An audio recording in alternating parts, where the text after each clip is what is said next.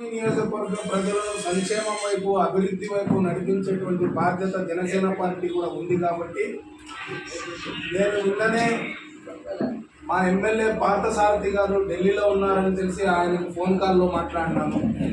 అలాగే ఇప్పుడు జస్ట్ మీ దగ్గరికి రాకముందు కూడా ఆదోని తెలుగుదేశం పార్టీ నియోజకవర్గ ఇన్ఛార్జ్ అయినటువంటి మీనాక్షి నాయుడు గారితో కూడా మాట్లాడొచ్చాను.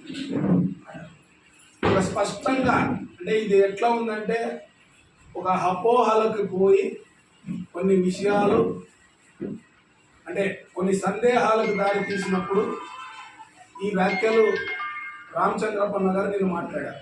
సో రామచంద్రపన్న గారు కూడా కూటమిలో నాయకుడే కాబట్టి సో మేము ఇప్పుడు ఆయన ఏదైతే అక్కడ సందేహాలు వ్యక్తం చేసినారో వాటిని నివృత్తి చేసుకొని వచ్చాము మీనాక్షి నాయుడు గారి దగ్గరికి వెళ్ళి.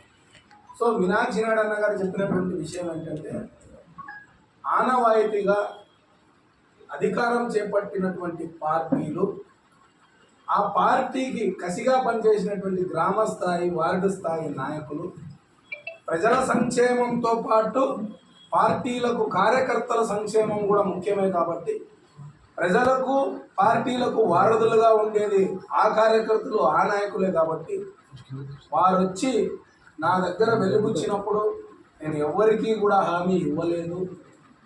నేను ఇది జనసేన పార్టీ ఎమ్మెల్యే పార్థసారథి గారు తెలుగుదేశం జనసేన పార్టీ రెండూ కలిసి ఎమ్మెల్యే పార్థసారథి గారికి అన్ని విషయాలు చెప్పిన తర్వాతే డిసైడింగ్ ఫ్యాక్టర్ అనేది పార్థసారథి గారు జడ్జి చేస్తారు.